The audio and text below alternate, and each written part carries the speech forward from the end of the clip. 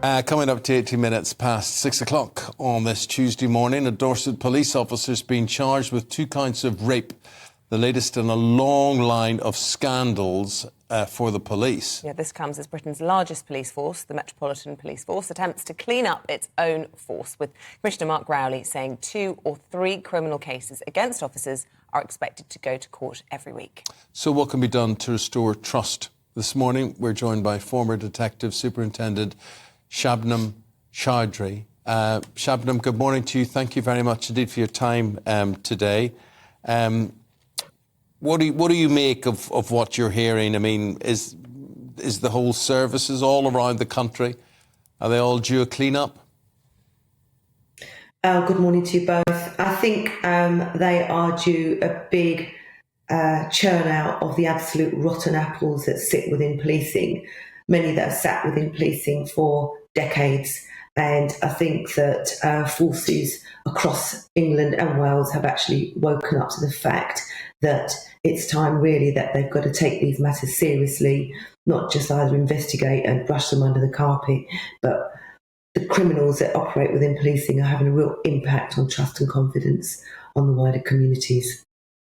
I think the fact that we are hearing about more of these awful cases, and it's always sexual, isn't it? More rapes, more sexual assaults, is a sign that, you know, actually disinfectant of transparency is being used. We're going to be hearing more and more of these awful stories, but it's a sign things are getting better.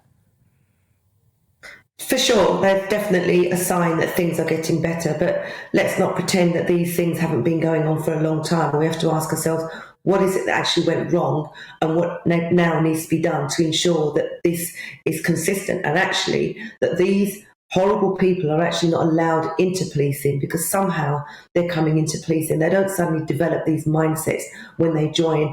They do actually find that they got a badge which gives them far more power than they probably actually ever realised, and they use it completely to their advantage and actually not to the good of the people. But yeah, there is definitely 2 to 3 cops a week is absolutely awful.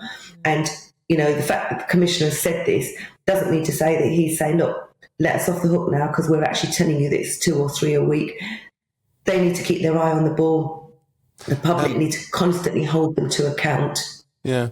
Shabnam, you've been there, you're former Detective Superintendent in the Metropolitan Police. What did you see? What were you aware of? I mean, could you look round at your male colleagues and think they act differently from female colleagues, that they were threatening, or that they just gave off a bad vibe? Or what's your general view from your experiences? Yeah, look, my experiences were different certainly from my early stages. As I went throughout my service, there's a mixed bag. You've got some absolutely fantastic, hard-working, dedicated, top officers, but you've also got those that are terrible. I work with officers. I remember one particular one who was awful to me. He used to refer to me behind my back with the P word, and he'd tell other colleagues this. Those colleagues were actually very good. They'd come and warn me. He then went on to be sacked for domestic abuse, actually. He was initially arrested for some violence and some public order in a pub. He was let off for that, but then it went much further, and then a few years down the line, he was sacked. So these kind of red flag behaviours are already there. They're already embedded. These people are already toxic. And with someone that is abusive, there'll be sexist, misogynistic, racist background and racist views. You might not necessarily see it very openly, particularly not now as things have changed in policing, but it can be very covert, it can be very subtle. There can be lots of microaggressions by these individuals that people like me, for example, who experienced it, who is a person and a woman of colour, who knows something's not quite right. The good thing is I do have some good officers that help call it out, but there are far too many in policing that sit there in complicit silence, are scared to speak out. I get that, but now is not the time to do that anymore. We cannot have the David Carricks and the Wayne Couzens of this world sitting in policing, abusing and violating their own colleagues and the wider public.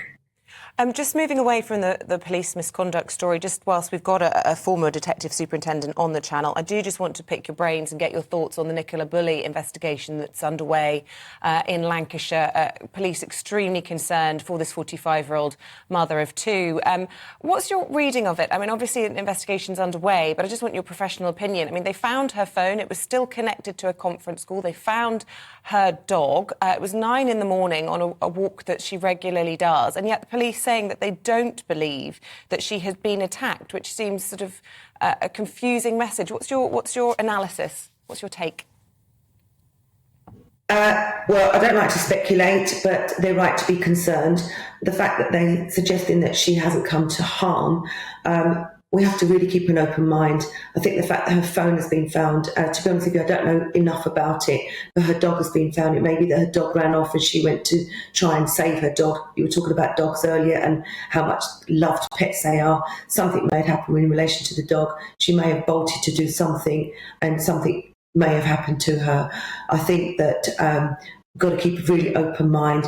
Every investigation and inquiry, every lead has now got to be followed through in order to hopefully find and recover her safely. Shabnam Chaudhri, former Detective Superintendent with Met Police. Thanks very much indeed for your time. Thank you.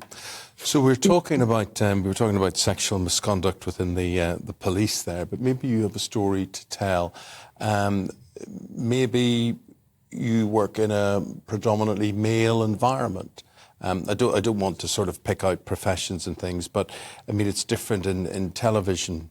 Certainly, I think there's probably more females work in television than males by and large. But it might be a different environment in television than it would be, say, if you were in the fire service, or that you were a post office worker, or you were a motor mechanic or builder or something like that.